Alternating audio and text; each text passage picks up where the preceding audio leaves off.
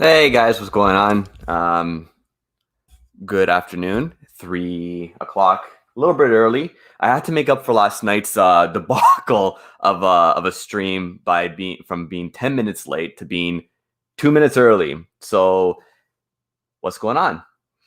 Everyone in the chat, you got Jason, Nathan, Mike from Toronto, Patrick Cohn. Good afternoon, Greg. Did I miss anyone so far? Cool. All right. What's going on, guys? Welcome back in. And starting off today, I'm drinking some Glendronach peated portwood as my happy hour starter. Similar to yesterday, whiskey, then a beer, whiskey and a beer. Maybe tomorrow I'll do like bourbon and a beer. What was the three things again? It was bourbon, beer, and something else. Yeah, let me drop the link for the StreamYard in the chat for you guys if you want to jump in if anyone's available, and we can kind of hang out and talk. Yeah, so in the meantime, cheers, guys.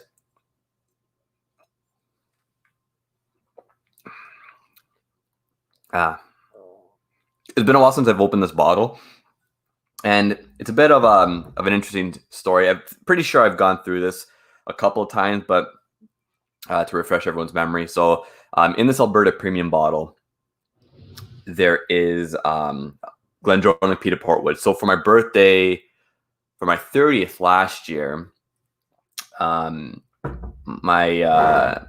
friends got me a bottle of Glendronach peated portwood. And they gave it to me as a gift, and they said, "Oh, here you go." And they said, and I looked at it, and I was like, "Oh, it was opened." Like, "Oh yeah, Brad wanted a sample before we gave it to you." And I said, "Oh, no problem. Like, if Brad wanted some, Brad is gonna get some. I don't care." I didn't even think twice about it. So I have this Glendronach portwood bottle, and I'm looking at it, it's like, oh, beautiful color.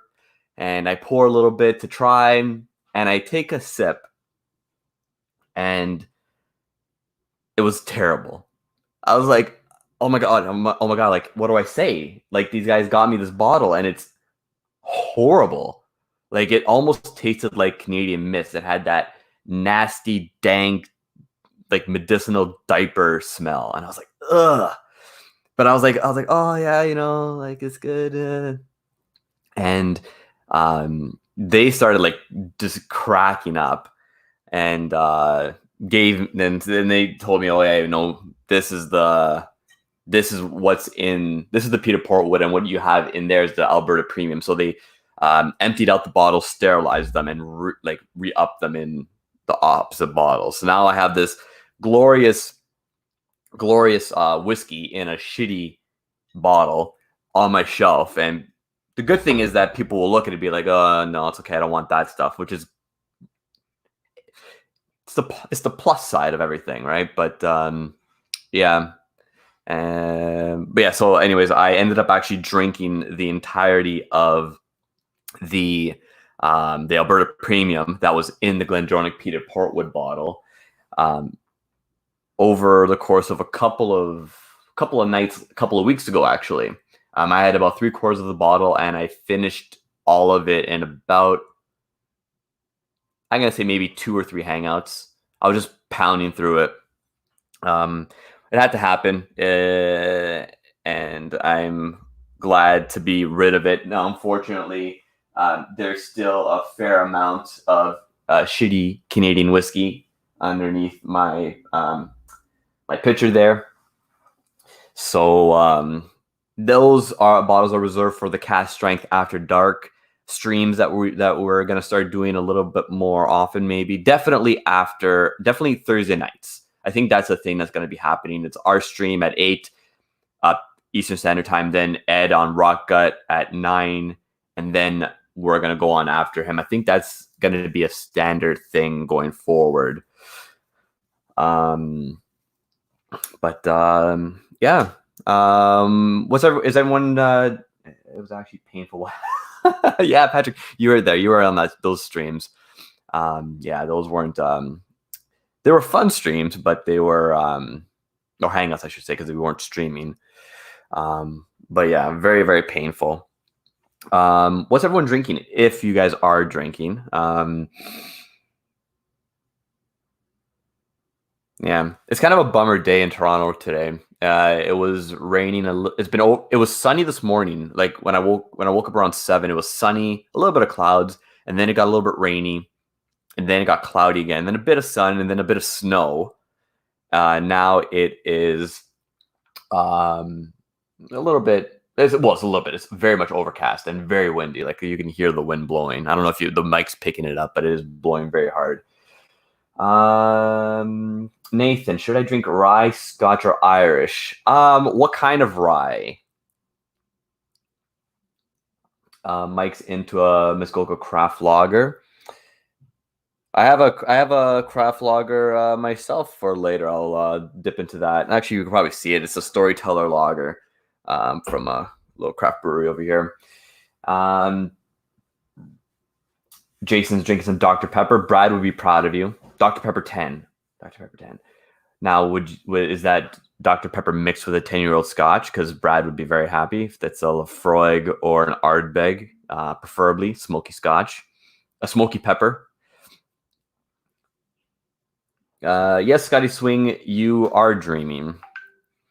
Whoops, I should mute my stuff. Mute that.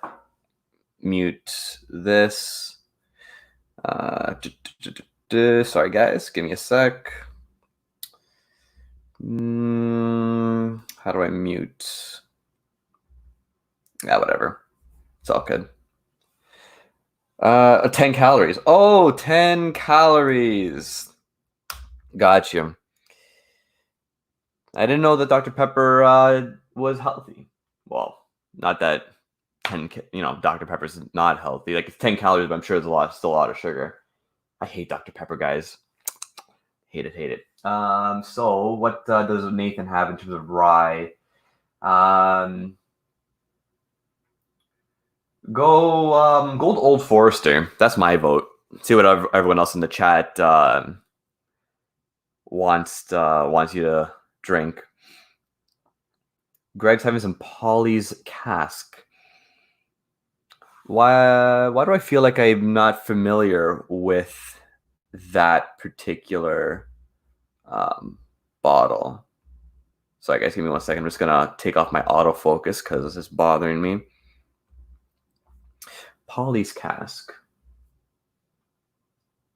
All right, there you go. Old Forester it is. I don't think I've ever had the Rye Old Forester. Polly's Cask. Oh, is that a Costco bottle?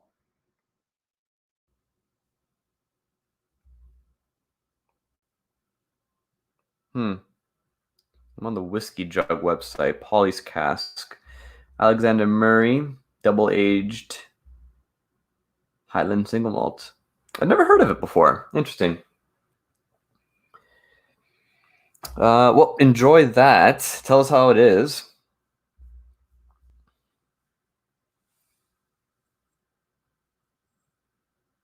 Oh, I'm frozen? Whoops. Hold on, guys.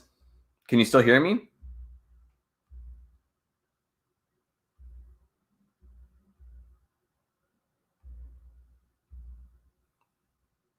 There we go. That should be better. Yep. There we go. Sorry, I guess when I changed the setting on the camera, it froze it. But a Highland aged in beer casks. Very nice. I would assume it's not IPA aged. I haven't had any luck with IPA aged whiskeys before. Stout, yes. I don't think I've ever had anything other than stout and IPA, but I've had 3 IPA whiskeys now. 2 in the vault. I don't remember what they were, obviously, because you don't ask questions when you're in the vault in Austin. You just if you're given a glass, you just drink it. But I've had 2 in the vault, and then I've had the Glenfiddich IPA. and they weren't really that good. One of the ones in the vault, Will Pope poured me, and it, if I'm remembering it correctly, it tasted like a little bit like lime, those old school lime popsicles that you used to get at the convenience store. And it was okay. It was just weird. It's like at that point, it doesn't taste like whiskey. I don't know. I don't know. It's very subjective, but I've never been a fan of the IPA finished ones. The Bose Jameson is a red ale cask. Ah, that's right. Scotty Swing's first pour is Canada Dry. Like Canada Dry, Verner's is a little bit better, though it is ginger soda, not ginger ale. But yeah, ginger ale is great. I love ginger ale. Ginger ale at any time of the day. Just any ginger ale. It's beautiful.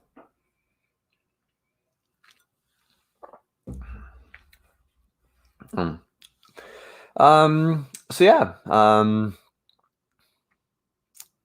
for anyone in the chat that managed to watch a little bit of last night's stream with me and Jesse, my apologies. It was a bit of a disaster.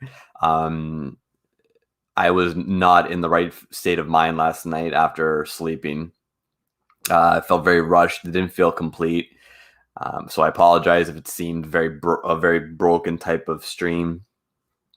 But hope you guys had a good time. Me and Jesse had a good time. So yeah. Oh, Dan's in the chat. Canada Dry is better than Verner's. Really? I assume that you're comparing the Canada Dry to Verner's.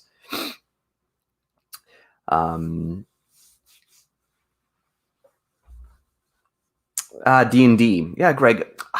Everyone's on the D&D, and I've never been one for it. Me and my friends were never played it. We never even discussed it really. But everyone's into it. I mean, I should at least Dan in the chat. Well, Dan in the chat. Dan and some other people that Jeremy and Brad and Ed play no D&D and everything like that. So I feel like I should get into it. I mean, now's the time to get into it because there's all kinds of time to devote to learning it. But here's something that I've been doing. So the place is coming together. One of the first things that we did was we hooked up my Nintendo 64 to the TV. So for the last couple of days, in a couple of spare little moments, I've been playing Super Mario 64. And I fired it up, and I have two save files of a fully completed playthroughs. So now I'm going to start. I started a third one. I'm going to do another full completion. And good afternoon, Donald. Nice of you to join in. Yeah, so we'll do a full run through of Super Mario 64. Maybe make my way into some Donkey Kong 64. Maybe play some Kirby 64. Do all. Oh, and I have Yoshi's Story. Should play that as well. But the one thing that I've noticed now going back and playing with the Nintendo 64 controller is the joystick on the left side. Oh, sorry, not the left side, the middle, as opposed to the D-pad. The middle joystick is so rough on the thumb. Boy, it has been killing me. Absolutely killing me. Then, you know what? We got to... Mike, you're gonna judge me for this one, but I actually never owned a copy of 007. I would always rent it from Blockbuster back in the day. Whoops, someone's calling me. My father's calling me. It's okay. I don't know why. Why my parents never bought it for me. I asked for it, but they were fine renting it, but they wouldn't buy it for me for whatever reason. I'm not too sure if they just didn't want to, because they clearly let me rent it, but I don't know. When you're, 6, 7, 8, and you don't really have a lot of, you don't have a job, you don't have money, you're pretty much reliant on your parents for buying you stuff. You kind of take what it is. But I rented it. I did play it, but I never owned it. Dan, we'll have to make a list of what you have and what I have, and we'll do a swap.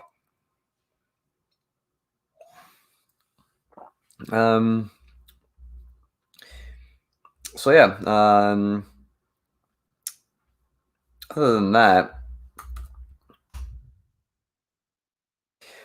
there's not really much else going on. Maybe I'll do a review today. Maybe I won't.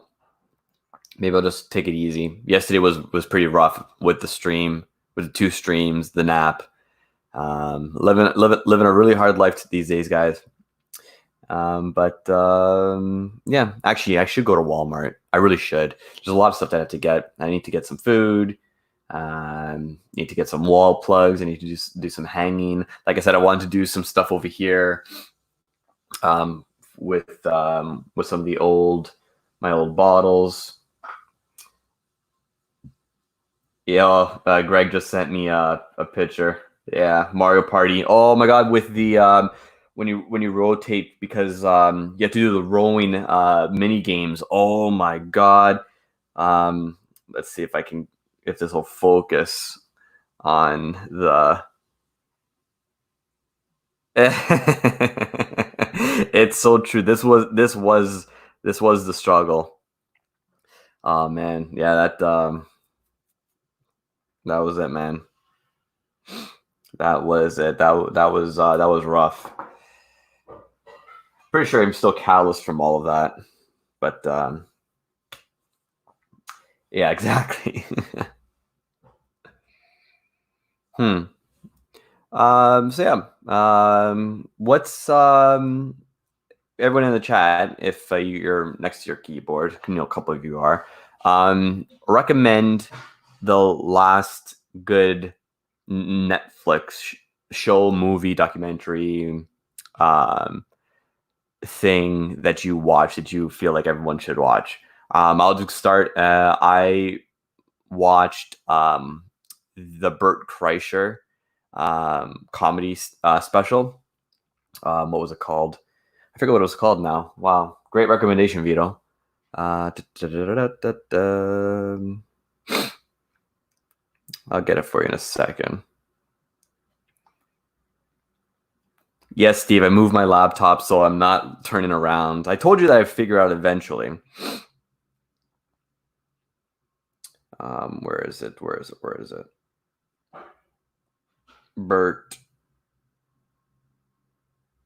Hey Big Boy. Bert Kreischer, Hey Big Boy was fantastic. Definitely recommend it. I was howling laughing watching it. I love Bert Kreischer. He's great. Absolutely great. Out of between him, out of like him, Joe Rogan, Ari Shaffir,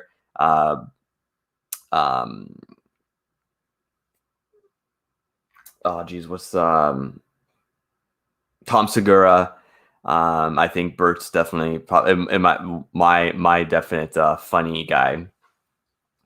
Let's see what else everyone's recommending. Peaky Blinders from Donald Rance. That's something that we'll be writing down. This is something I feel like we all should be doing, is just writing down all the recommendations, because sometimes when you're scrolling through and there's not much going through your head and you're just like trying to like find something, it would be good to have a little bit of a reference list. So Peaky Blinders. Ben, good afternoon, sir.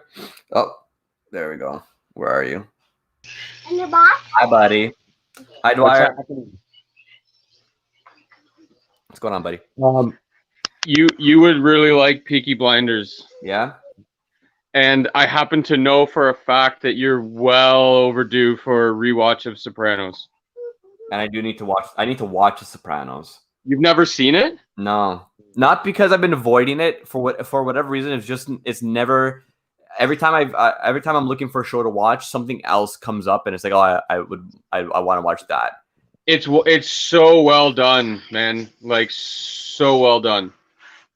Everything about it's fantastic. So many great laughs in it. Cinematography is great. The writing is fantastic. Every accolade and award that it won, it is well deserving of. I've never heard a bad review from it. No, of course. It's just I gotta get to it. So people are Peaky Blinders, Legend from Mike, Community from Jason. The Nathan says the newest Dave Chappelle stand-up's great. The Expanse on Amazon from Jason. Yes, I actually need to catch up on that. I finished the first 3 seasons, and the 4th season I still have to watch. But apparently, like our friend Dave said that it was much better. But that's after Sopranos, so you've got a while because there's like 6 good seasons of Sopranos. The Expanse. I tell Dwyer you haven't seen Sopranos, she's gonna lose her mind. Oh God. So this is like the most facial hair I've ever had in my life, by the way. It's great. You should just keep on growing it. I can't deal with it. I can't handle it. I don't enjoy it.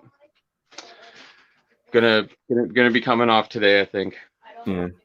Firefly is something that I definitely need to rewatch. Who was it? Greg said mentioned that I had recommended the movie Silent Voice that's on Netflix. It's an anime movie. It is so Dan, you would bawl your eyes out. Oh yeah, if you think that, then it's for sure. I cried. Yeah, I can. I'm already crying. Yeah. Definitely, that's definitely something to watch if you want something emotionally just devastating. Oh, it's emotional terrorism. And it hit me. You're really selling it here.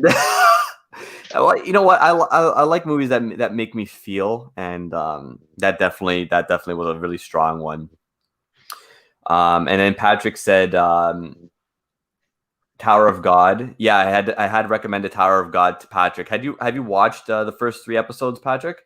Because that's a great because the Tower of God is I believe it's a South Korean web comic that now they've adapted into an anime. I believe it's South Korean. And it is so well drawn, so well animated. Great, so far, great character development and character designs. Definitely find some time, Patrick, to give it a little bit of a watch. It's or if anyone has Crunchyroll or the means of getting things illegally, highly recommend it. We don't support any illegal activity. I'd like to just state that for the record. We don't support it, but if that's what you need to do, that's what you need to do. Altered Carbon. I need like more of a fisheye. I could do like the 1979 Smashing Pumpkins video. Yeah. Oh, so good. Altered Carbon from Nathan Clark was really good. The second. Here's the thing. Here's my thing. I have a little bit of a beef with our Altered Carbon. It started out so great, and then when they started introducing a bit of a love interest in the first season, it kind of lost me. But I powered through it. It did get better in the second season, but there's a lot of things. The fucking door. Dan's yelling. The pantry door. You can't leave it open when I'm in there because I can't see that on the other. Just gonna mute big boy. The questionable character decisions that they were making was it was head scratching. It was like, but why? Your character should be smarter than this, and yet you do something stupid. So The cartoon of Altered. I didn't know they made a cartoon. I'm gonna have to add that as well. And the Dracula series is you son of my roommate's being such an idiot. Uh, yeah. The Dracula series is unbelievable. The first 2 episodes are great. You can skip the third one. I can't remember the. You're talking about the latest season, Jason, or the first season? Because I found all 3 seasons so far to be absolutely amazing.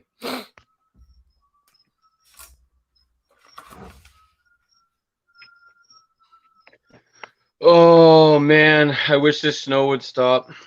I got garlic. I gotta thin out all my garlic. It's not snowing over here anymore. It was a little bit earlier, but it's probably going to make its way over here. Yeah, there's a big one that just passed north of us.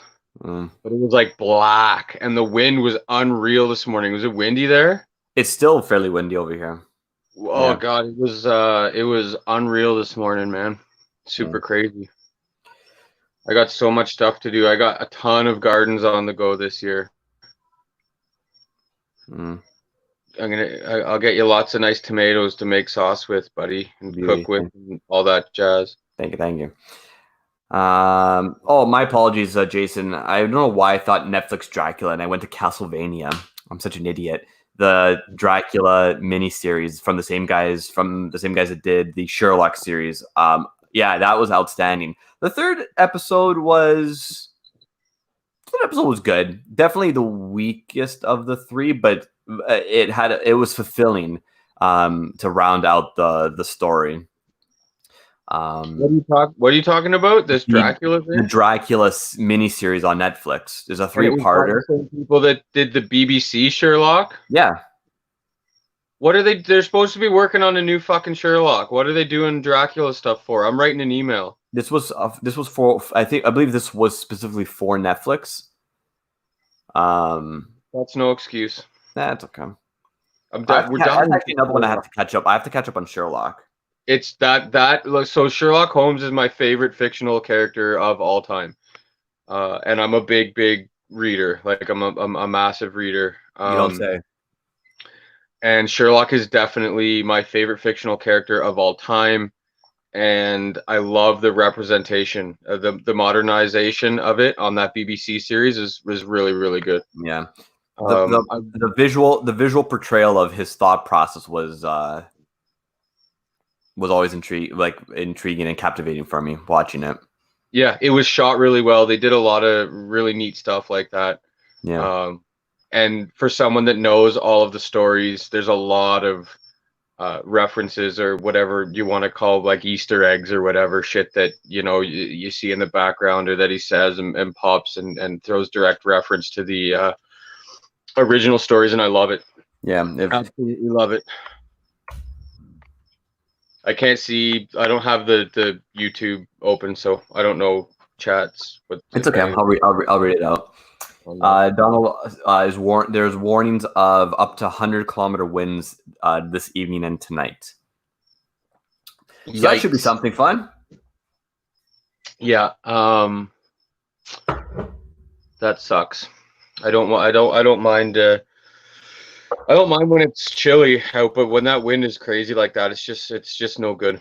And garlic is super hardy, but I'm gonna be thinning out a ton of it.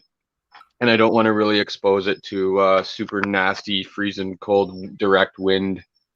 I love garlic.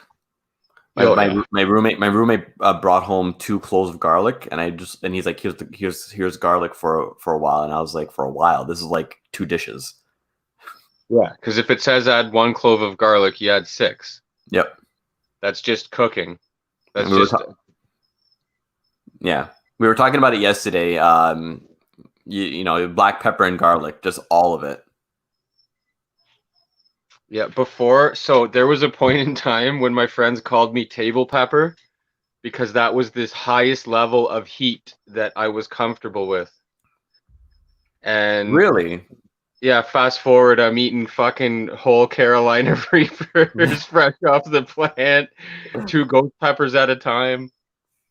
It's pretty funny. But yeah, pepper's great, garlic's great. I have 2 kinds of black garlic, or 2 kinds of garlic. I have a black purple super old heirloom garlic. I have a big giant head garlic that is from the Mennonites up Elmira way. Yeah. And yeah, they both grow super well, and I have so much of it that every year I need to thin it out. Like, I have massive patches of garlic. So I thin it out, put it into its rows, and then I put a few into planters, because you can't have too much garlic.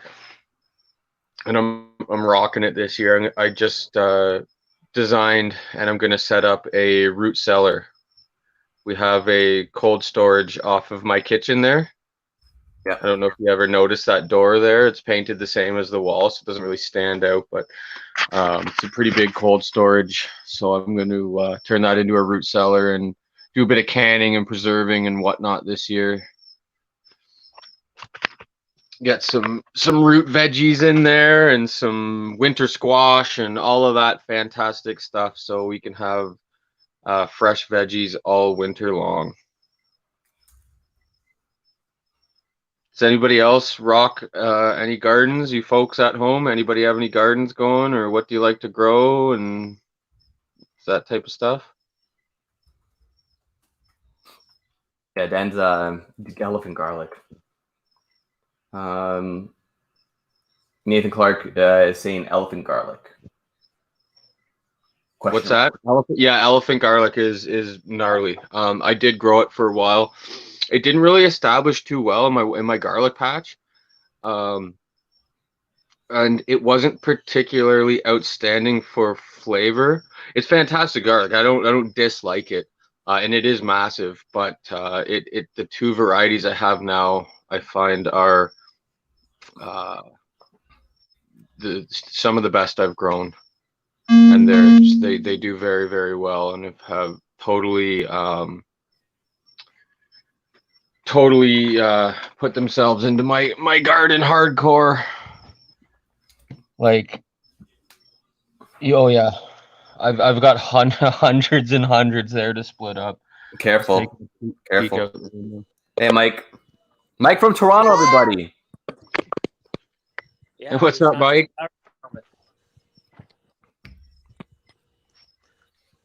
Hanging out with the littlest Mac.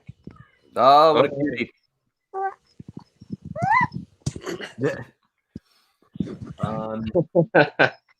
Nathan was asking about the black garlic as well. He says, don't know if you've had black garlic, but it's an incredible thing, easy and fun to make. So the garlic I have is technically purple, but sometimes it's so dark that it's pretty much considered black.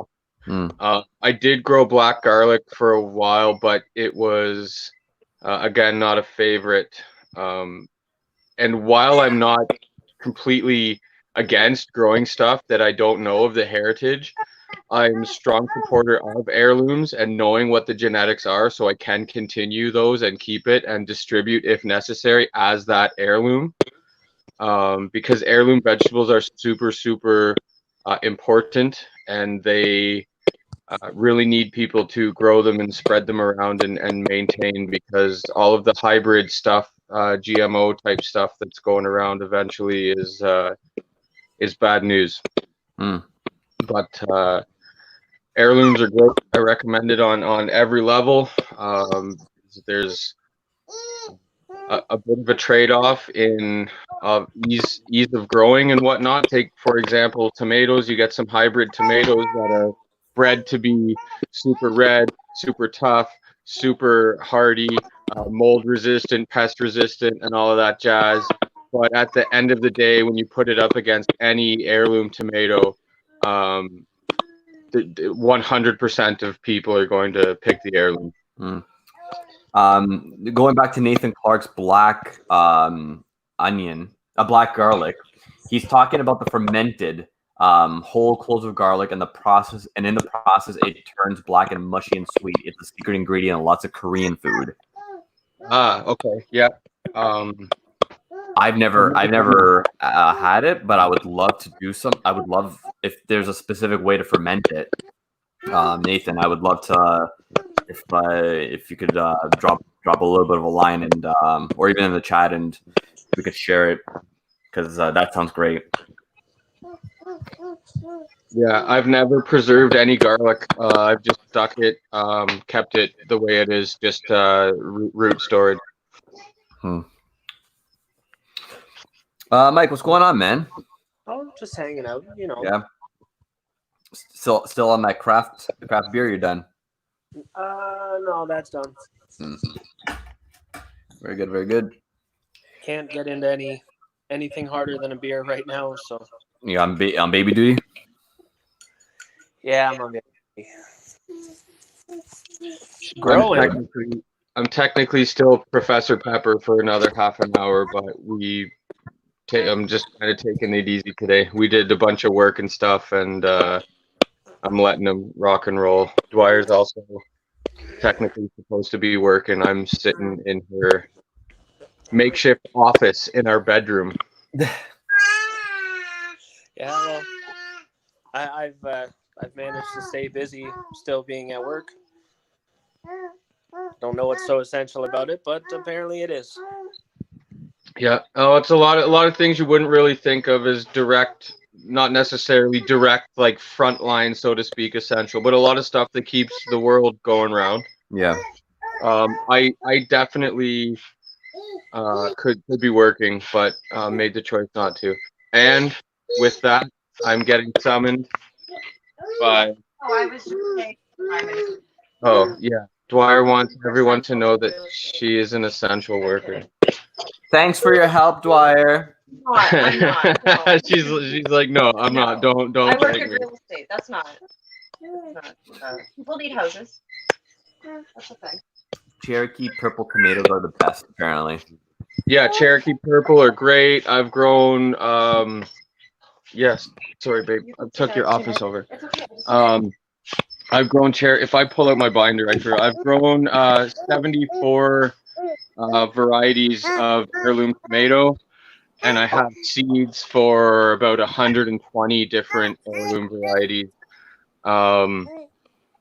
But yeah, Cherokee purple I grew last year, I think, alongside with a whole bunch of stuff. Arkansas Traveler, Purple Bumblebee. Every year I do new tomatoes, and I keep a few that do well. I'll always grow Black Krim. Black Krim are a fantastic tomato that always get a great response from everybody I give them to. I don't even like tomatoes. That's Cheers, right, folks. Cheers, I've Donald. grown 74 different types. Oh, thanks, Donald. Thanks, buddy. Thanks for stopping in. So Nate was tired of me being his voice, and well, not tired of. I just I figured you have better things to do, Vito. But yeah, man. So black garlic is amazing, sweet, fudgy, awesome. So basically, go buy a bunch of whole heads of garlic, wrap them up in plastic wrap, and then in foil. Jam them as packed as you can get them into a crock pot. Put your crock pot on low. Forget about it for like 2 weeks. You'll come back. You can start checking all the garlic cloves. They'll start getting soft and mushy and weird. Rearrange them. Leave it for another week or 2 weeks. At the end of it, you have a bunch of garlic cloves. All the garlic cloves will be black and mushy and weird. And it keeps forever at room temperature. Especially, Dan, if you stick it in your root cellar, it'll be fine. Awesome. Yeah, that's awesome. Yeah, it's one of the secrets in like beef bulgogi and a lot of Korean stuff like that. It sounds awesome because I wanted you to hear this fermented garlic kind of method that maybe we'll try out. I don't know if we can sacrifice the crock pot for that long. Sure. Yeah. Now it's on low for that long, or yeah. So the crock pot's on the stove, and the stove's going for like 2 weeks. No, a crock pot like an electric one. Oh, Yeah, Not a just a Dutch oven, fucking bro. crock pot. Because you'll want that time. Like I understand that fermented process in it. Yeah. And then you've trapped all the air off by wrapping it up, and yeah, no, Yeah, and that's the other thing too. I mean, crock pots are easy. Like I could get another crock pot from like my next door neighbor or my grandma or my mom. Mhm. Yeah, I mean, So- that being said, it may smell like garlic for the rest of time. So I don't know if you'd want to return Anybody in them my house that doesn't like the smell of garlic can go ahead and move out. You hear that, family? Garlic's so good. Fuck. I'm gonna make something after this. You're gonna end up just roasting a fucking head of garlic and eating the entire thing. Man, that's the trick. And It's- Vito, you being Italian, man, just cover it in olive oil and put it on like a 2 on your stove. Forget about it for 2 hours. That's Oh yeah. Confit is the best way to cook Oh. garlic, man. one of my favorite new simple things is cut up a baguette so you have little like crostinis, and then roast cherry tomatoes and like like just garlic in a pan and let that like brown, like, you know, crust up and brown and caramelize, and then take out the tomatoes and the garlic and roast. We'll put the bread inside the pan and have it like kind of crisp up in the juices, like the leftover juices, and then with the garlic, unclove it, mush it up with some hot pepper, and make like a garlic spread. Mm, yeah. Spread Good it stuff. spread it over the now like crisped up baguette. Put some ricotta cheese and then the cherry tomatoes on top and just go to town. Mm, yeah, that sounds legit. Like the easiest thing, and just like a salt and a bunch of black pepper. It was like dynamite. I'm having some of this Scarabous Isla. Scaramouche. Oh, It's- it's a Douglas Lang, right? Fuck, it's good. Really? Oh, it's oxidized quite well, and not heavily because I have it in like an 8-ounce. It was a bottle split, but it is. My God, I can't remember if it was a specific release. Like, let me just come back here and take a peek. I just want quick hey to Will from Whiskey Crusaders. He's in the chat as well. What's up, buddy? Hope you had a great birthday the other day. Scarabous Isla. Yeah, it's 46%, but the flavor I'm getting out of it, I would have put it at a casker. It is spectacular. Oh, Nathan, you're still on that Old Forester rye, aren't you? Yeah, I am. Yeah, man. Yeah, How is that? Love it. It's beautiful, man. So basically, as far as mash bill goes, it's kind of like it's what they call barely legal, right? It's basically an inverted bourbon recipe. It's only like 65% rye, and then the rest is corn and barley. So they basically swap the corn and the barley in the recipe. So as far as ryes go, it's very bourbony. Okay. So for me, for a lot of people, I love to use it as the introduction point for rye. If people are unversed and they can handle a decent proof, because it's 100 proof bottling, Right.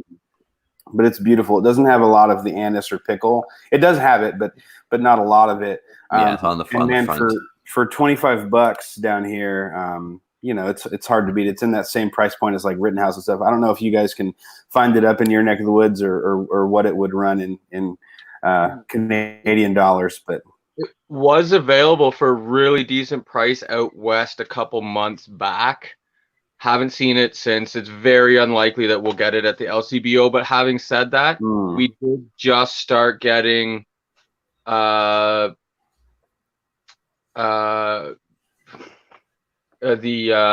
Prohibition. Yes. Oh, nice. The 1920, right? Yeah. And that's a hell of a whiskey, man. It is. For the price, it's great. Up here, it's about 70 Canadian. Okay. And so it's definitely more than what you guys probably pay down there. I mean, I get it for like 60. So if you look at conversion rate, it's maybe a little better deal at 70 Canadian. Yeah, it's not bad. It's definitely in that, certainly in the same category as the Ezra Brooks barrel strength and the like Mm. rare breed, in that $60-$70 range. That it's just incredible value. Um, in my experience, and I have had some stupid expensive bourbon, as you know, we all have. At least in our area in Canada, $100 is pretty much like some of my favorite bourbons are $100 or slightly under. Mm. Yeah. Pearl Junior, I absolutely love it. Of course, different batches are different. Yeah. But for $90, and it's a lotto item up here. Used to be on the shelf all day at $90. Booker's is $100. EHT single barrel is $100. It's They're brutal. all as much as I ever really need from a bourbon. Mhm. So when you start getting over that level and start, you know, at like $200, $300, they're just, in my opinion, the taste per dollar just isn't anywhere near. Yeah, I think you're spot on with that. I think bourbon has a significantly lower point of diminishing returns, if you will, than most other whiskey categories. I mean, even like, rye, I guess, is maybe similar. Although, I mean, I think Whistle Pig does a pretty good job of you know, punching at least towards their weight class in terms of price point for what you get. Like the Old World finish is a beautiful rye. I've never had that one, and I really, really want to. I've had a few Whistle Pigs. They were all impressive. And the Old World is one I big time want to get after, and I would agree with you on that level. And I have to hand it to the secondary flippers and everyone for not completely destroying that, because Whistle Pig has always been one with a bit of hype behind it. At least again in Canada. I know it might be very different elsewhere, but it's always had a lot of hype behind it. It's always been hard to get. It's always been more expensive than a lot of its peers. But every time I've had Whistle Pig, every release I've had, actually, which is only 2 or 3, were great. And while they might be expensive, at the end of the day, you're not upset that you spent the money. What the heck are you doing, Vito? I just saw a weird flash across the screen. I don't know. I was looking at the overlays, and I don't know where that came from. Almost, man. That's for YouTube. That's funny. Hold on. What the hell? Where did this one come from? Yeah, you were flashing that one the other night, right? That wasn't me. That was definitely Jeremy or Brad. I'm gonna go with Jeremy. Yeah, most likely Jeremy. Yeah, but the Whistle Pig is, and I believe, I think Whistle Pig uses a lot of Canadian rye. Yeah, I think I've heard that. Yeah. We do have there's a bit of a sprinkling of snow happening now. The rye grain itself is unbelievable, obviously, that we produce up here. Yeah. And we do have the ability to produce some fantastic whiskey when it's done correctly with that rye. Well, and I mean, I've always heard that, and then I've also always heard that it's near impossible to get the good Canadian stuff in the U.S. It is, and yeah. I get it for now because there is so much love put into it. It's just not cranked out there because they're cask strength. So one that I think like the majority of them are cask strength. Yeah, and the one I think might become available down there sooner than later is the Alberta Premium cask strength. Yeah. So Nate, regular Alberta Premium is trash. I truly wouldn't use it to sanitize my mouth. What are you saying, Dan? Are you? Vito mentioned wet diaper earlier. Yeah. Yeah, it's all about that. It's the epitome of mass-produced 40% Canadian that just, it's kind of friendly. Like if you're relatively new to whiskey or whatever, like you're not going to get any bold, spiky flavors that, you know, are going to kind of turn you off. It's very friendly, if you will, but there's zero finish. There's a lot of alcohol notes. But the cask strength is in my top 5 favorite ryes of all time.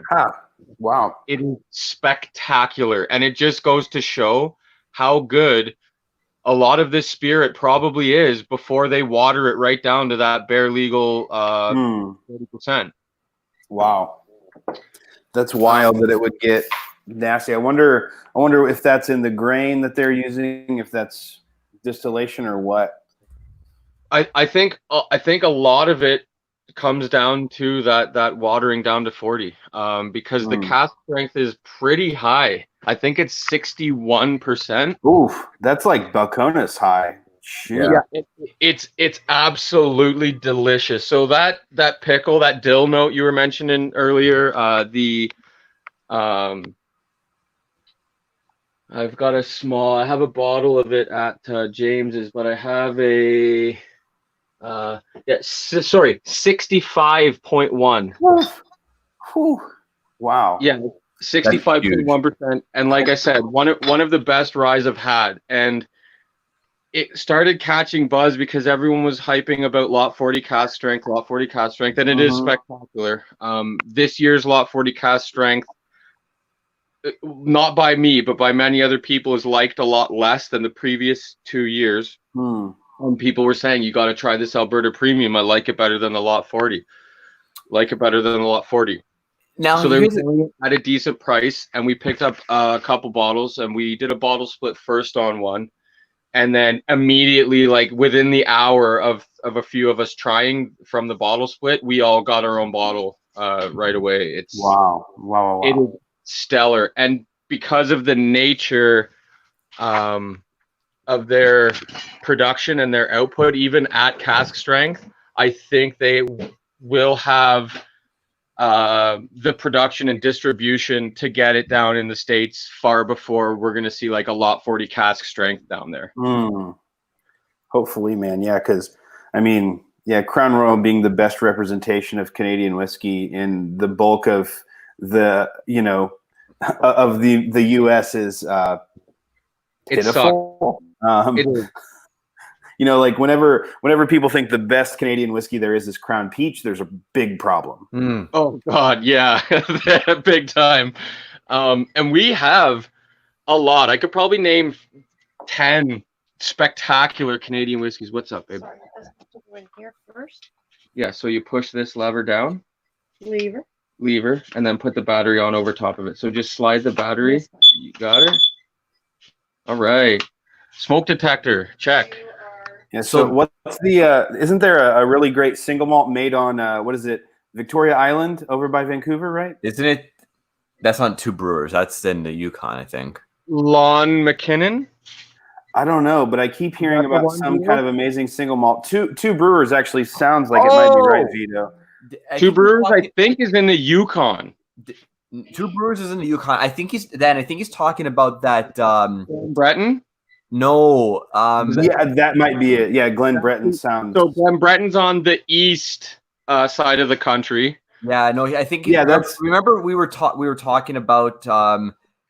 Someone mentioned it to us. This new company out in Vancouver, that was sourcing single malts, and also making their own single malts in the style of Scotch. It was posted in the Owls group in the Ontario Whiskey Lovers group. And what was it called? I think that's what he's mentioning, because I'm almost positive that's in Victoria.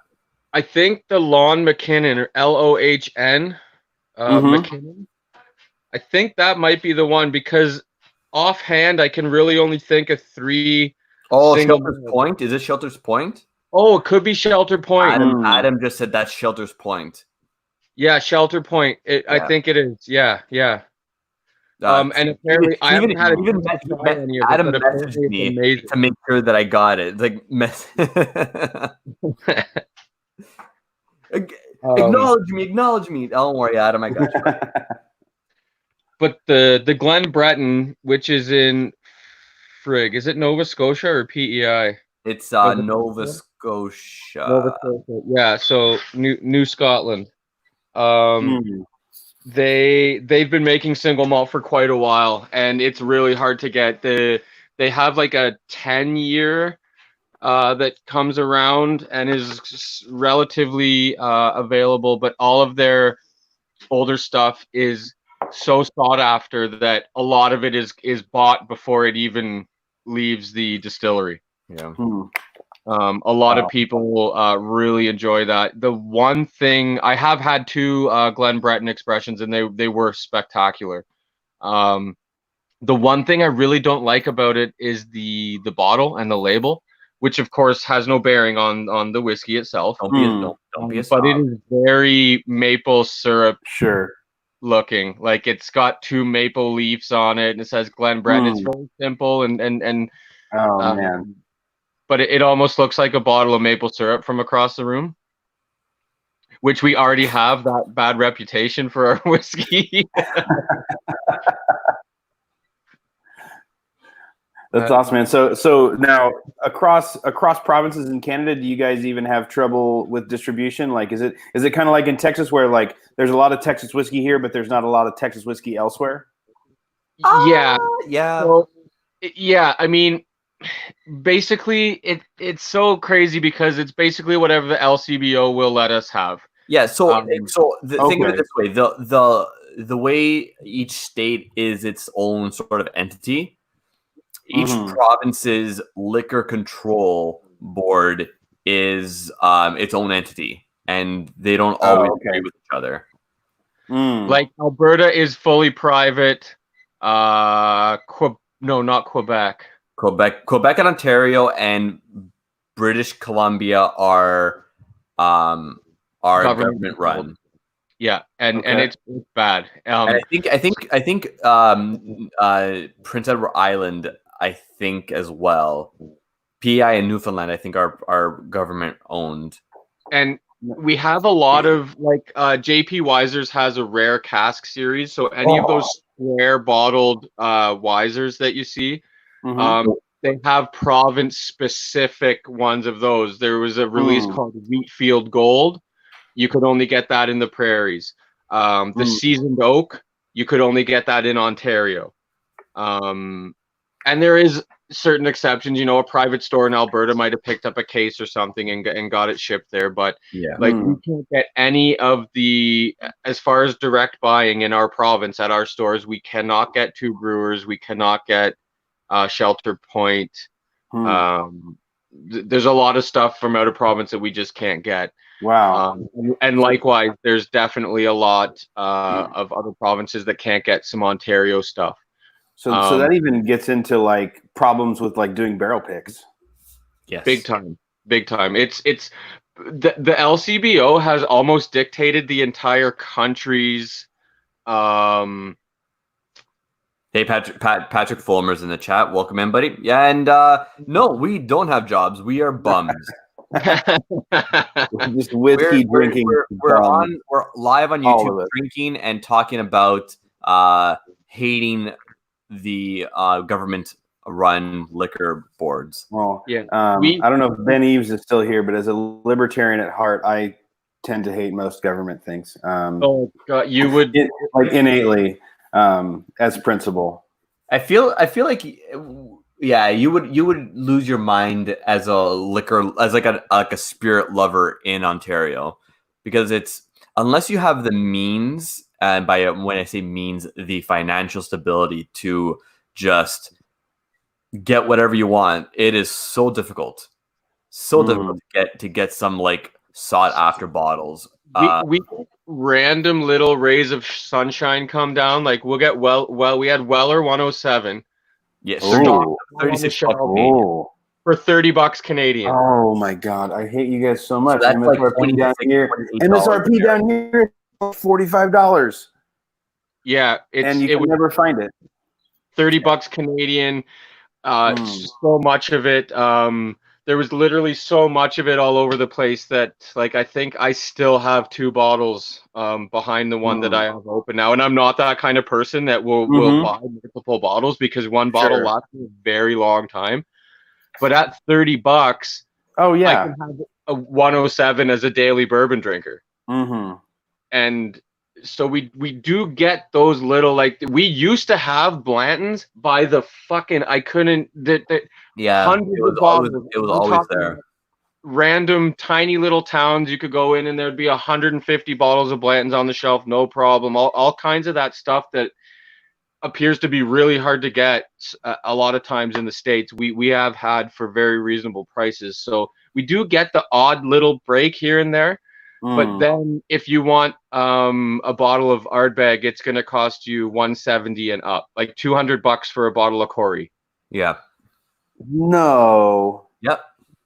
And so after the conversion, if you convert the Canadian to the US, we're still paying easily almost double what someone would be paying in the States for the bottle. Yep. Oh and, my God, man. And what I was saying earlier, so LCBO generates a bare minimum of $6.5 billion a year. They are the reason why the entire country cannot ship liquor in or out of Canada. That's why we can't order from Master of Malt or all of that stuff. It is, and that's why people can't like ship over whiskey or samples without like the customs agents are so strict on stuff like that if it gets through, it's not because of anything. You were goddamn lucky.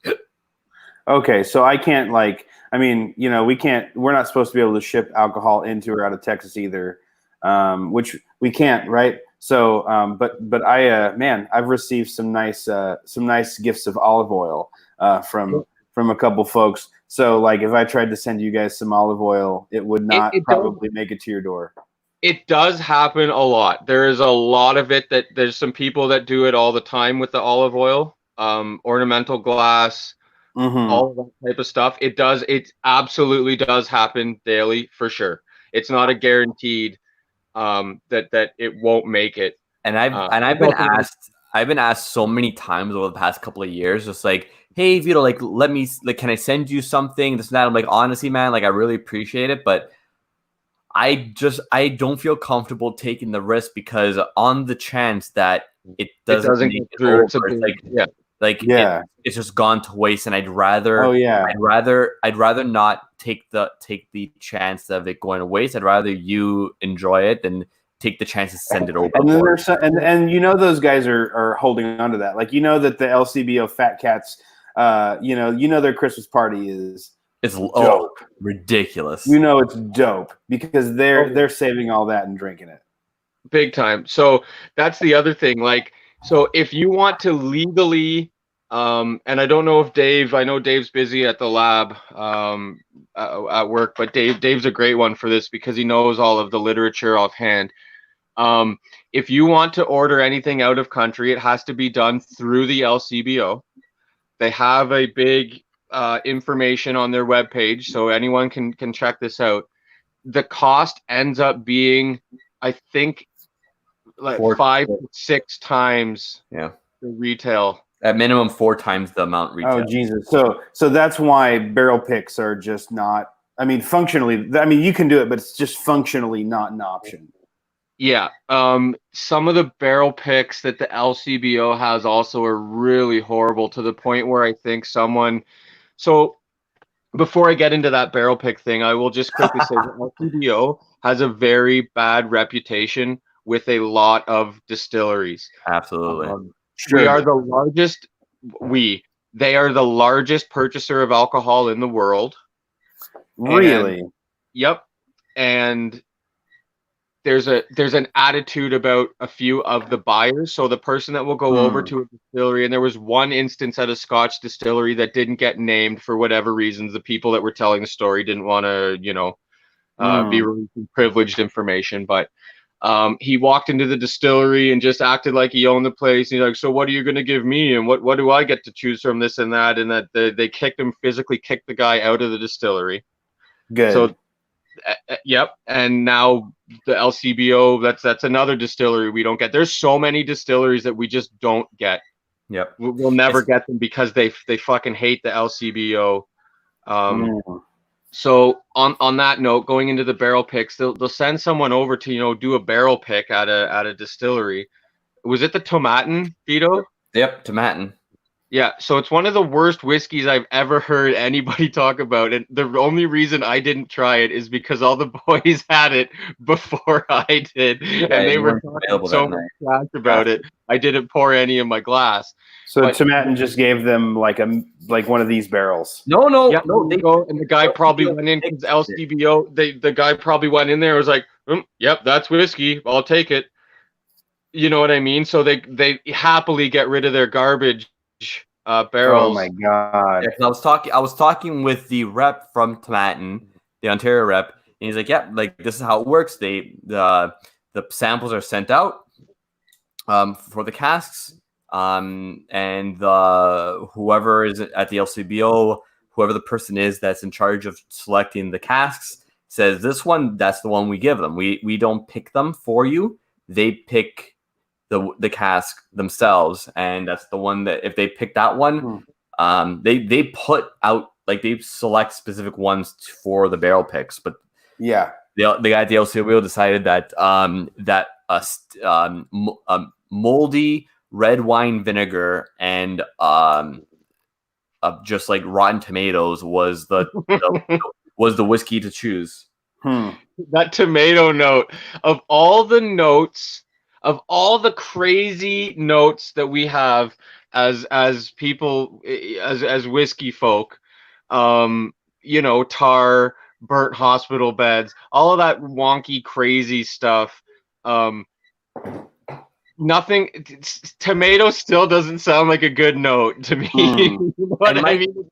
And Mike's in the chat saying it's not that bad. Mike, you'll like Glenlivet Founders Reserve. I'm sorry, bud. Your opinion, I can't trust it, brother. I just can't do it, man. It is pretty bad, Mike. It's pretty bad, guy. Listen, yeah. I like some odd whiskeys, and you know, if I say I like Floki, right, the sheep dung smoked whiskey, people are like, oh, what's wrong with it? It's like, oh, I like it. There's nothing wrong with liking it, but it's just like man, like it is just so bad. So bad. Yeah, the worst whiskey I have is so Total Wine has their own releases, right? So they have one called Shield Egg. I don't know if you guys get that up there, but the Shield Egg, I think it's the one I have is I want to say it's a peated Highland. I feel like I've heard Josh mention this before. That they don't share what it is, but man, it's got like how like if you leave like broccoli or kale or something in the back of your fridge, the bag, it gets wet, it gets slimy. It's got that note. Yeah. Oh, that's brutal. Ooh, yeah. No, it's And to be fair, there's not that many whiskeys that I really dislike that much. There really isn't. But my God, the Founders Reserve, that's probably like for whiskeys that are from respectable distilleries that are meant, that aren't just mass produced like Shenley Golden Wedding or Crown Royal or that type of stuff. The Glenlivet Founders Reserve is definitely the top for the worst I've ever had. So I'm gonna be talking about this. So I think I'm gonna go ahead and this is a quick aside. I'm gonna be going ahead with the Whiskey Journey sort of stream as well. But this kind of ties in a little bit. So the night that I had Lefroy Corticast for the first time, which is what the solidified I'm going to be drinking whiskey now for me. The lineup that night was Glenlivet Founders Reserve, Bowmore 10, and Lefroy Corticast. Thank God my buddy decided to push me to continue on, because then I ended up at Lefroy, because if I had stopped at Founders Reserve, you might not be here talking to us. I wouldn't be here talking to you guys. I'm also not so much for whiskey as a whole, because as you know, I was a bourbon guy for quite a while before I even thought about enjoying Scotch. But Porter Cask is definitely my gateway Scotch whiskey also. That's interesting, man. That's interesting. Yeah, Sniper said Founders Reserve is rank as Mad Stank. And that's cool. Yeah, so like the idea of peated whiskey being your intro is intriguing, man. So for me, it was I'd had Buffalo Trace, and I was like, oh wow, this is like a palpable bourbon. My original introduction to whiskey was whenever I was like 15 and Jack Daniels. So trash. I like the the cast strength single barrel, but regular Jack for me is just everything that's not good about whiskey. So it's Buffalo Trace, and then I had I think it was Aberfeldy was the first Scotch I had, and I was like, oh my god, holy cow, I think I like whiskey. And then the deep dive happened about I don't know, a little less than a year ago. Yeah, maybe 10 months ago. I broke my ankle, so I'm at home for 3 months, my leg in the air on the couch, just waiting for life to resume. And I'm, hanging out watching YouTube, and I saw something about the Whiskey Tribe, and I was like, oh, this looks funny. So I clicked on it. And then I was like, oh, holy cow, these guys are in Austin. They're about shenanigans. They're about fun. And they like whiskey. So as I started watching, I was like, oh my God, this is interesting. And then I don't remember but after I could get out of the apartment again, I went and bought something. I don't remember what it was, but that kind of started this crazy slippery slope. And the smoky whiskey that got me started, not Scotch, was Brimstone. Right. Ooh, nice. That's a punch in the taint. For me, man, it was the first smoky whiskey that made logical sense to me, I guess. Yeah. Because I mean, if you've, I don't, anywhere in the U.S. I've gone to a state fair or something like that, or even a carnival, they always have corn, barbecued corn, in the it's they boil it, they leave it in the husk, they put it on the grill, and it roasts in its skin, right? And then down here in Texas, of course, they put butter and chili powder and all kinds of craziness on it. But I tasted Brimstone, and I was like, oh, this is barbecued corn in a cup, but in liquid form. And it just the light bulbs came on, and I was like, okay, this is what smoky whiskey is supposed to be in some kind of way. Only Brimstone, of course, like you alluded to, Vito, it's that, but it wants to hurt you. Yeah. Which I'm not opposed to. No, I like that. And I think so for me, with all the sweetness that is in bourbon, I still find it's that boldness, and again, being a barrel proof guy, or at least certainly higher proof. I think it was that switch. It actually took me quite a while before I even enjoyed a Space Cider. When I was heavily into Islay, just loved the heavy peated stuff. And then I always got this. I always got a citrus note from most non-peated and most Space Ciders. I don't necessarily get at all now, but it was something that my palate just wasn't used to, and I chalk it up to just having those bold, strong bourbon flavors or that bold, strong peat. So you get into something delicate like a Space Cider. For me, it was very light, and even a 25-year-old Space Cider I was finding was just very, very light and kind of missing that punch. But I've since obviously come around, and now I thoroughly enjoy all regions. But it's amazing how the journey does progress, and where you start off from. And there's a lot of people that will recommend the Space Ciders for a bourbon drinker. The question, I'm a bourbon guy, I'd like to get into Scotch whiskey. And for me, I'll always still recommend the Islay, because if you like big, bold, strong bourbon flavors that know that you know damn well you've got whiskey in your mouth, I think that Islay is actually not a bad place to start off from. But again, that's interesting. Yeah, on the last couple where they introduce new people to whiskey on the Tribe videos, that was really kind of surprising. Was it that chick and then that one dude they touted as a whiskey hater? Both of them liked the smoky stuff best. So was it that one guy loved was it Caol Ila and Lagavulin? Yeah, because it reminded him of barbecue. Yeah, and I think that's. I think Pete gets a bad rap sometimes. Well, yeah. It's like they say, was it when people think of Scotch, they think of Lafroig. I think of But the when you- smoky stuff. yeah, Yeah, and that's true. I've had it a lot. So we have a local Facebook group local to our province, and we got a lot of stuff like that. And there'll be comments from a lot of people, and they'll be like, "Oh, I don't drink Scotch because I can't stand peat." Well, the greater percentage of Scotch these days is unpeated, Yep. yeah. without a doubt. And it certainly has that reputation, like you said. Most people think of that right away, which is strange because we're talking like hundreds of years ago when it was all peated and it was Oh hard to yeah, get. that was the only Non-peated. way to dry barley, right? Yep.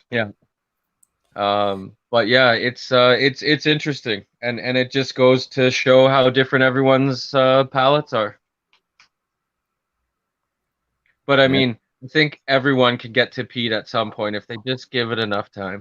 Yeah. You Well, I build- mean, you- even you like either, you either start there, or you build up to it. yeah, absolutely. And I mean, even like one peated whiskey that was really the thing for my wife that the light bulbs came on was the Balcones peated, which is probably completely unobtainable for you guys. But man, it's the only whiskey on earth that uses peated Golden Promise barley. I had it at Josh's. Oh, okay. Last time I was in Austin, I can't remember Cool. very much of it because he was throwing a bunch of shit at me. But but yeah, no, it's it was not. Yeah, it's not. So I'm pretty positive they used Highland peat. So it's more of that heathery, leathery thing. It doesn't manifest on the palate as iodine or as brine. It's kind of like smoldering fall leaves, sort of, but not smoky. It's like if there was a pile of burning, somewhat damp fall leaves downwind of you. Oh, And you can kind of smell it in the air. Yeah. But then whenever, I don't know if you guys have had like the Balcones #1 single malt, but it's got that rich, oily, deep Balcones malt character, but with that kind of fall leaf vibe. That sounds spectacular. I've had one Balcones, and I think it was the single malt. Scotty Swing had a bottle up here. Yeah, we had Scotty had that, and we also got the Binny's barrel pick single malt as well. Oh, cool. Which I think I still have a little bit of. Actually, I don't think I do. I have the rum. Yeah, they're the rum finish is amazing. Yeah, so what one interesting thing I've found with Balcones, and I don't necessarily think this is unique to them, but it is. I mean, just because there's so much of it locally, as I've tried all these different single barrels. And I think Jarris has said something like this before, but I struggle to find a lot of the single malt barrels that are as good as or punch above the #1. It's just, and I don't know if it's just barrels people are picking or if it's my palate or what, but it seems like the #1 is kind of the standard. And then single barrels are, sort of hit and miss as far as like being better than. But they just yesterday announced, I think it was yesterday or was it today, announced the release of their Shiner Texas Bock malt whiskey release. So basically they partnered with Shiner Bock Beer, got the original beer recipe, got the proprietary yeast strain from Shiner, used that to mash, distill, ferment whiskey. And so it just dropped. And so I keep harassing them on social media platforms to see if they'll respond to me and let me know if it's going to be distributed here. If not, I think I might just have to drive up to Waco and get a bottle of it. They're releasing it, I think, at 50% Please. ABV, which is, that's modest for Balcones. Yeah. Most of their stuff is 50% above. Yeah, I'm a big fan of every single Texas whiskey. 100% of the Texas whiskey I've tried has been a 9 out of 10 or higher. Just spectacular. The complexity, that iron root was so good, and I do come from a place to say that. Even being up here in Canada, before my journey into Scotch and all of that stuff. I've had a lot of bourbon. I've had easily over 120 different kinds of bourbon. Easy. It was my jam. It was. This is I literally never turned thought I'd have a bottle of Crown on what I myself. wanted the other kind of stream to be. This is fantastic. What's that? I said this has turned into like what I expected the whiskey journey sort of stream to be like. Exactly, this is fantastic. Yeah. Mm. Yeah. So, and now having just a Texas whiskey, they're so fucking delicious, and I think a lot of it does come down to those specific wheat, specific corn, heirloom varieties, and that strong. And then that freaking like the heat, man. Yeah. The Texas heat is unmatched. It obviously does very, very well for aging. Because how old was that Harbinger, Vito? The Harbinger was I don't remember. 1 second. The Harbinger should be about 2. No, but this Yeah, I find. Or was it a special? Oh, it might be like 4 to 5. Sorry, so It's one of the specialer ones. Yeah, those guys are further up north, so they tend to get more time. They also don't go as heavy of a char. Yeah, so the first release of the barrel pick that Josh did was 25 months. Wow. And the second one, I believe, was 8 months later, so about 33 months, 34 months. Okay. Yeah. And then we have a third release coming up probably midway through this year. Is that the YouTuber? That's still the barrel that Josh had. Oh, yeah. Okay, yeah, right. There should be 3 releases, and then a 4th like extra limited release if there's anything left over. Okay. The YouTube pick, I forget when Robert said that was going to be ready, but it should be ready fairly soon, I think. That's cool, man. Yeah, those guys. I mean, I guess I haven't heard much about like Balcones or any other places, but the way those guys are proofing down their whiskey, that whole process of proofing it down in the barrel, so by the time it goes to bottle, it's Élevage. Yeah, élevage. Yeah, I mean, I could be totally wrong. Nobody's marketing it for sure, but I don't know that there's any other Texas places doing it. And maybe that's just to do with the fact that like marketing it is kind of such a niche, nerdy thing that they maybe just opt not to. Yeah, that's for the diehards that want to know more. Mm-hmm. Yeah, and that is a good point, because there certainly are a lot of other distilleries where any kind of difference in a process like that would certainly be highlighted and marketed heavily.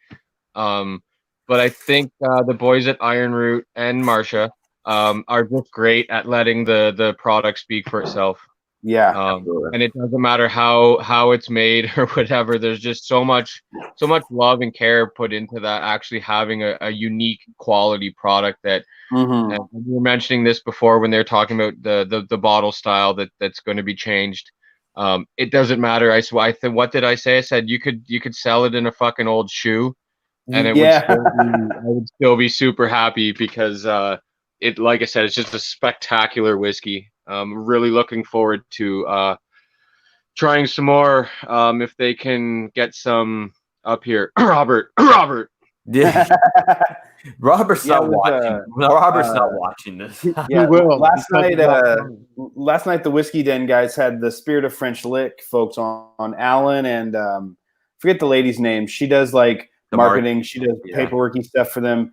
But the way that guy was talking, he's I think, what do you say, like a 3rd generation farmer. He was talking about he has over 150 varietals of like open air pollinated species of corn that he accidentally, nature really created, right? That he's held on to. But I was like, oh my God, this guy needs to like hang out with the Licorice Brothers, and he was talking about like how they've made, I think Ben mentioned that they've done grappa before. And I was like, oh, that sounds like you guys need to hang out with the Iron Root guys, send them some grappa to age. And, but it was just cool. But I guess though that the Licorice Brothers and this guy, Alan, already like, talk a lot and hang out. But I'm really curious as we look 10, 15 years into the future, if some sort of cross-regional, cross-state, even, cross-country collaborations, between like U.S. and Canada distillers could happen. That'd be awesome. I mean, that is if either of our countries' legislation get, their ass in line in any reasonable way. Yeah. Let's not hold our breaths.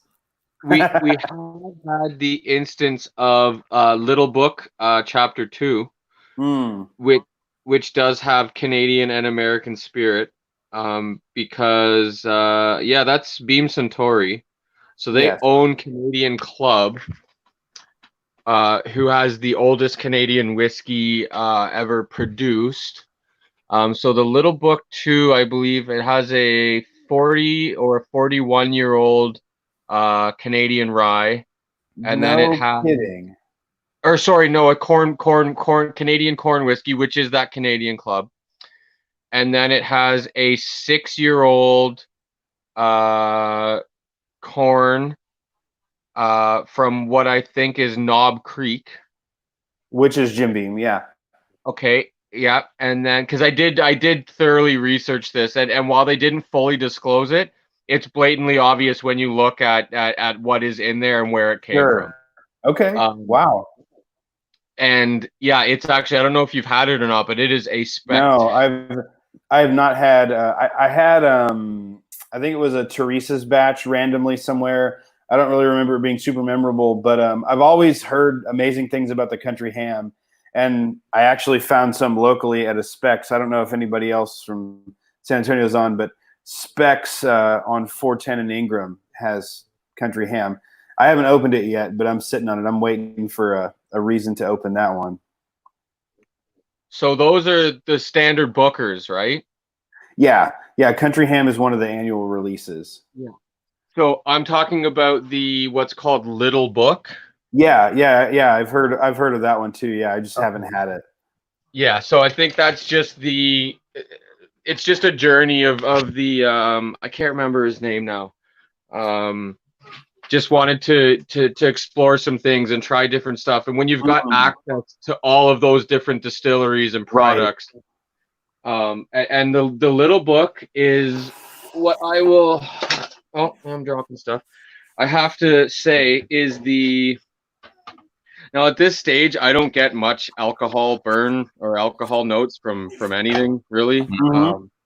But this Little Book is where are you here?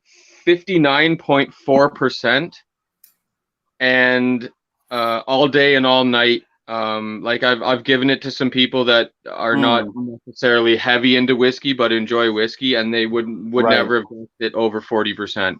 Wow. It is unbelievable. So it's got 8-year-old Kentucky straight rye, 40-year-old Canadian whiskey, and 13-year-old Canadian rye. Oh my God, that sounds fantastic. And it is spectacular. It is a special occasion whiskey for me, just because it's just a wonderful taste. I've managed to hold on to that much of a bottle.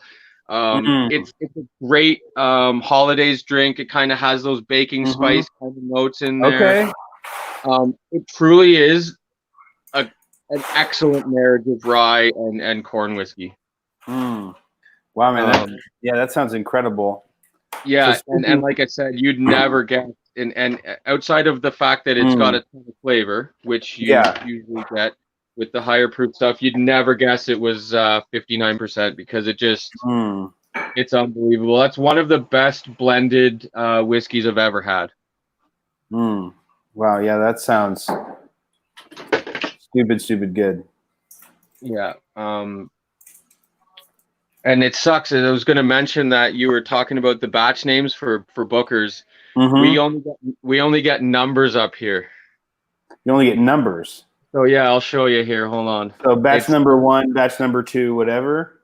Yeah. So I don't know if you can see that on the tag. Okay. Does the tag have pictures or anything on it? Nope. It just says 2017-01E. So we can look it up, Huh. and this one happens to It'll- be called Tommy's batch. Yeah. Okay. Um, Oh, And the okay. one beside it there was Kathleen's batch. So we have to look it up. Now, the big time bummer is we only get one release per year. We only Yeah. get the 01. So we get the 2018 01, 2017 01. And from what I understand, only having one release from the States in a sample that wasn't one of ours, all the great ones Hmm. are the mid-year releases, if you will. Yeah. Yeah. And I we mean, don't get them. that sucks, man. Yeah, because I would say, you know, of all the Booker's batches, I've always heard the best things about Country Ham. I think the one I had was Beaten Biscuits, and I think the batching that they do is pretty interesting because the Beaten Biscuits definitely has like that sort of I don't know, like it has the sort of the bready, not necessarily savory, not necessarily buttery qualities of a poorly made biscuit. Like if you have a biscuit where they worked the gluten out of the flour, Yeah. and the biscuit didn't have enough butter in it, it's got that kind of vibe to it for sure. But it was kind of you know, there's a little bit of that, and then there's bourbon. And Jim Beam of all the distilleries, generally, I tend to find to be like the least exciting. Although I will say Knob Creek Rye is amazing. Yeah. I haven't had it yet. The knob. Oh, it's great, Vito. I have some here. Tropical fruit bomb, bro. It's like straight guava jam. Yeah, it's really good. I've had the I think I have a cask strength I think you do, yeah. rye for that. The Knob Creek single barrel Mhm. at 60%. So it's not cask strength because it's unlikely yeah. that it's not even 60, but it's damn close. Yeah. Up here we can get that for about $65, and it is Oh, definitely That's a good price. Yeah. Yeah, the Knob Yeah, Creek that's single barrel is amazing value. $67. Yeah, you can't beat it. So again, one of those little rays of sunshine that we put up here. It's not so bad. But I would agree with you for the most part. Outside of those really special, like the Little Book, its Beam is never. I've tried them all. I've tried even like all those bottom shelf ones they have, the black. I've tried it all. I've never really been impressed. Yeah. Even like Legent. I don't know if you guys have had Legent, but that Haven't was had- the whole. You know, it's that Beam Suntory thing. They sent Beam whiskey to Japan to be finished in. God, I want to say sherry barrels, and then you know, whoever that guy is blended it, and you know. I don't know. It's really unexciting. Very disappointing for all the hype it got, and you know, the cool like brushy label, and I don't know. It's Yeah, a lot of lipstick on a pig. Yeah, and for that we have a friend James who tried it, and that's exactly what he said. Yeah. And it's not super expensive here either, but it's in the same price group as that Knob Creek single barrel or Royal Breed and that. So he said it's just not worth it in that class. It hits way under its class. And I personally haven't tried it yet for that reason, because I was really interested, and it sounds exciting. The whole concept is like, oh, okay, like that gets you kind of really, it could be something interesting there. But the opinion from everybody that I've heard is exactly yours, what you just gave there. Just underwhelming. It doesn't taste like trash. It's just not exciting. It's not, you're expecting something unique, and it just isn't there. Well, I have to go. I am getting summoned now. I'm lucky that I got to stay on for Schoolmaster Dan Hayes. So Nate and Vito and everybody at home, I don't have the chat open, so I don't know who's in there, but thanks for popping by and hanging out. And Nate, it's been a pleasure as always. Yeah, man, this is super fun. And yeah, I'll see you next time. All right, man, take it easy. Hey guys. So Nate, I saw you pour a little bit of something. What was that? It's the same thing. So since this is Texas, and since I live in an apartment on the third floor, I have to keep my liquor bottles in places that are going to be cool. And I just happen to live in a building where one wall gets a bunch of sun in the morning and then another wall gets a bunch of sun in the afternoon. And so I can't keep, like, I would love to just have my shelf of alcohol here, and but it's not. It's in the other room, and I'm lazy, so I'm just still sipping Old Forester rye. Yeah, I went over in the room I'm in, like my bedroom. I have like my samples over here, but then all of the bottles are in the living room where there's a little bit less sun. So I went over and grabbed a Canadian whiskey, Gooderham and Worts 4-grain. Oh, Patron was drinking that yesterday, right? He was drinking he blended that with the SNWS. Sorry? He blended that with that 7-year Kleinleash, right? Yeah, so he had the 11 Souls. Okay. Gooderham and Worts. I have this is a 4-grain, so okay. Yeah, so I think it's all 4. It's rye, wheat, barley, and corn. So okay. And so is that made in like the style of bourbon? No. New charred oak. I guess what I mean by that is it's a new charred oak barrel, not necessarily percentages in a mash bill. I believe I believe this is actually it's used oak, but with a lot of Canadian whiskeys, they distill everything separately and then blend it. Okay, so it's done in that Canadian style. Yeah, I'm almost positive, but again, I'm very I don't know very much, so I'm going on a limb and assuming that it is. So for the whole idea of like, I don't know, making fun, cool things, that seems like, because like, so Ty at Andalusia was talking about how they're going to be doing a striker in that style. It's a few years out, but basically they're like barley smoked with mesquite, barley smoked with apple, barley smoked with whatever. They're going to release it as 3 375s and kind of along with 1 375 of striker, so that way people can basically blend their own. And so that idea always seems like fun for the purposes of a craft distillery making something interactive. Yeah, that's a really good idea. So it'd be cool if a place like Gooderham and Worts did something like that for you guys, where it's like, hey, we're going to give you guys a 4-pack. One is our stuff, and then one is each, or I guess they'd have to be a 5-pack for 4-grain, but yeah, where you guys can kind of blend your own.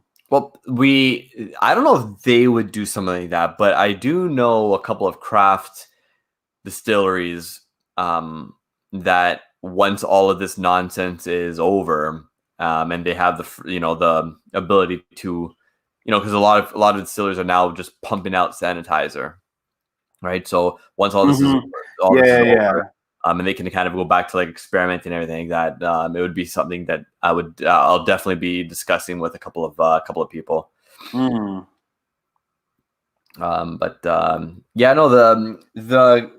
4-grains for a Canadian whiskey, just like a readily available shelf Canadian whiskey, not cask strength, not nothing. It's 44.4%.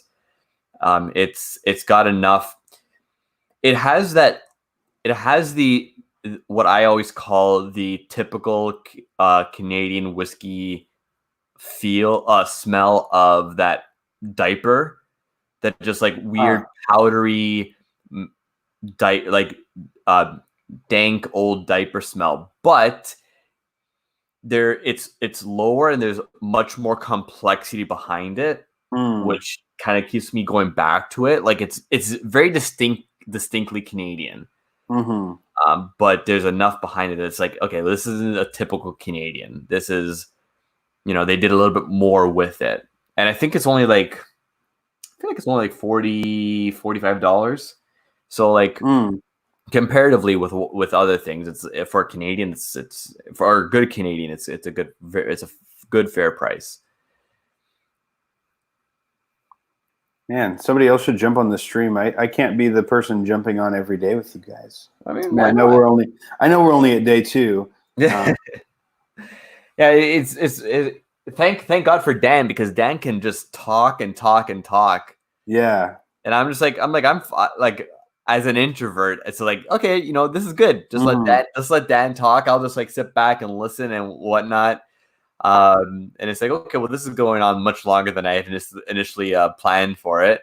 even like yesterday when we were talking about cooking, that took up a good chunk of the chat of like the time. So I was like, okay, well, that's stuff that I can actively participate in because I do a lot of it, right? So it's like it's nice to be able to like sit back every now and then. But yeah, there's nothing wrong. I actually yesterday didn't.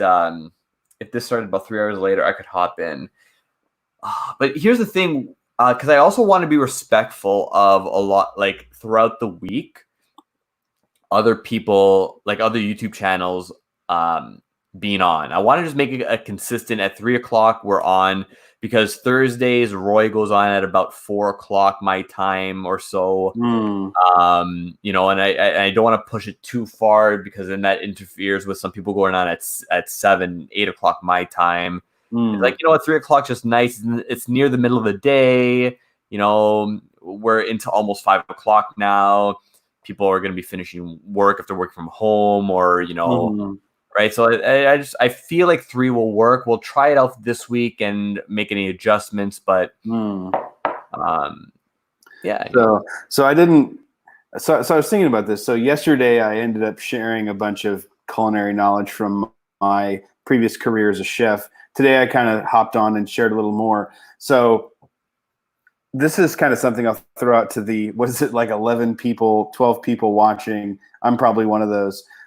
So I have all these like recipe books from my time in fine dining. I have a whole like bunch of stuff from like the French Laundry, which is a big fancy, one of the best restaurants in the world. Some of you guys may have heard of it. Anyway, I have a bunch of recipes and crap that are sitting at my house collecting dust, doing nothing.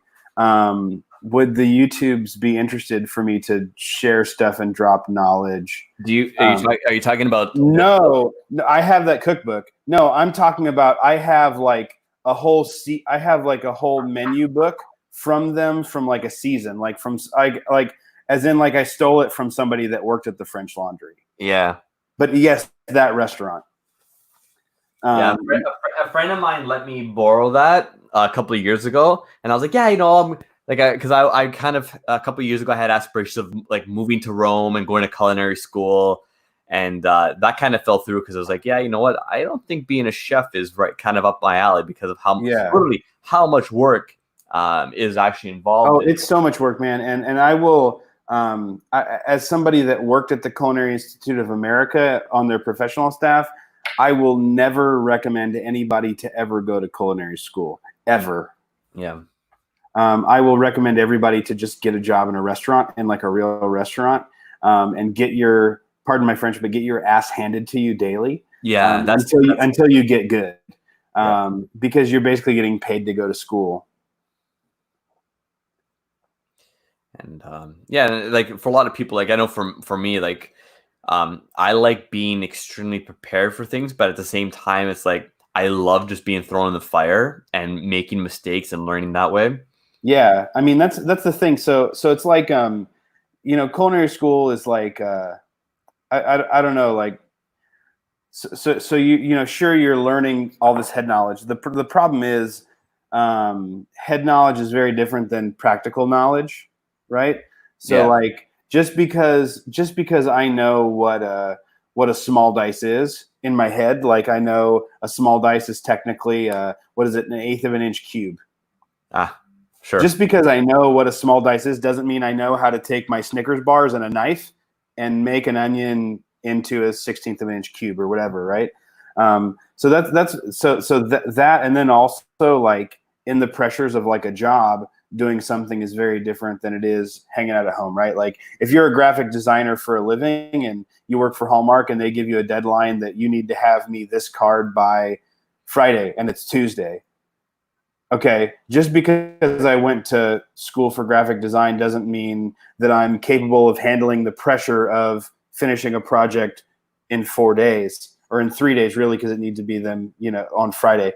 So it's that challenge of like, you know, is the book knowledge and is the book knowledge going to help you do the thing? And generally it doesn't necessarily. I mean, it definitely helps, I feel, to have that just reassurance. But nothing beats real world experience at the end of the day for anything. Yeah. Yeah, so yeah, I have this book, and I've been wanting to kind of get into it, but a lot of the recipes that I want to try don't have the necessary tools Mm-hmm.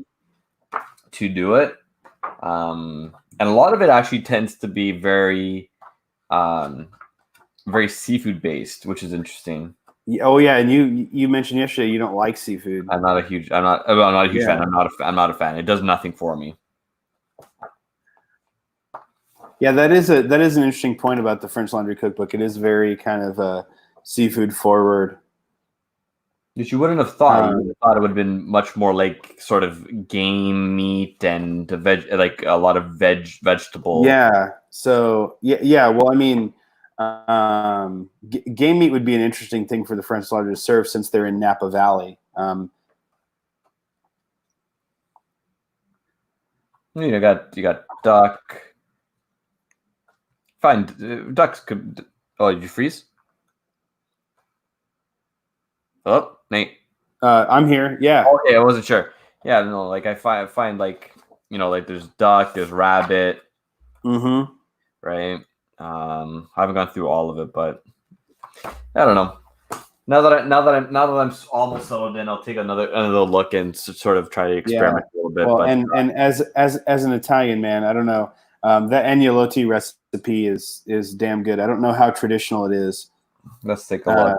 The pasta dough. It's more of, I feel like it's more of a French style pasta dough, if that makes any sense. But it's that pasta dough is incredible. It's like working with silk, man. Agnolotti 74. Let's take a look.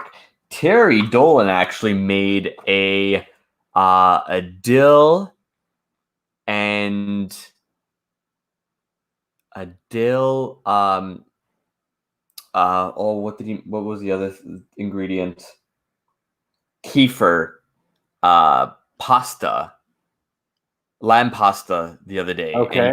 And he sent it in the chat, and he's like, you need to make this. It was a Bon Appetit recipe that he used. Okay. And yeah, he's like, you guys need to make this. But yeah, because it looked great, and I'm not a huge fan of lamb. Like, I don't mind it, but like, I always have to be convinced to have it. Yeah, I tend to like goat more than lamb, and I don't like lamb at all if it comes from New Zealand. I don't know if anybody watching is from New Zealand, but sorry, man, y'all's lamb tastes like the barnyard it was raised in. Yeah, they're probably just waking up right now.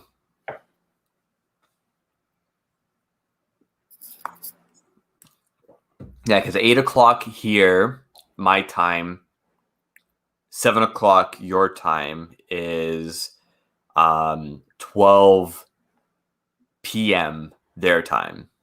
Wow. Yeah. Yeah, me and Jesse last night had a laugh about that because we got obviously I fell asleep, so I was already late.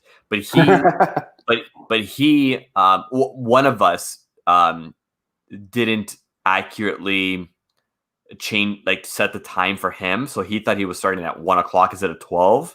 Oh shoot! Okay. Yeah, so it was very interesting. And yeah, then after we got off, we had a conversation about time zones. But you just need to put one of those fancy like airport clock displays on your thing. If we're going to be working with Jesse a lot in the future. I'm gonna have Irish time, Irish and Scotland. So like you, I'm gonna say Scotch time, Irish time, bourbon time. Kentucky is Eastern time. No, Kentucky is Central, right? Is it Central? I'm guessing. You're right. It could be Eastern. I'm not quite sure. Okay, well, one or the other. But then at the same time, just bourbon time, because then Texas is still only 1 hour behind us. Yeah. So it's right now it's almost 4 o'clock for us. Yeah, so it's 4:45 for me right now. Mm-hmm. And then New Zealand time, and then Aussie time. Mm-hmm. Because just for Jeremy, because he's always upset at me for always not knowing the time at like where he is. The way you got your studio set up is pretty dope, man. I'm not gonna lie. So I don't know if you watch much Aquavite, but Roy has this beautiful like backlighting in his studio. Yeah. Really nice colors and stuff. And like, dude, yesterday when I logged onto this and I saw your setup, I was like, oh snap, he has like some dope backlighting, but it's just from your window, right? That's all natural light. Yeah. Yeah, that's fantastic. Yeah, like I love streaming during the day is gonna be fantastic. Filming, if I do any like production stuff, it'll be great because it's all natural light. The problem is at night, the light that's in the bedroom is absolute garbage. Sure. And I have to like play with all of the intricacies of like the camera's brightness and exposure and all this nonsense. It looks terrible.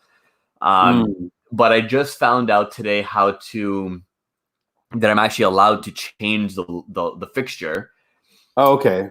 So what I'm going to be doing is I have my fixture from my old room that has it's a five bulb light.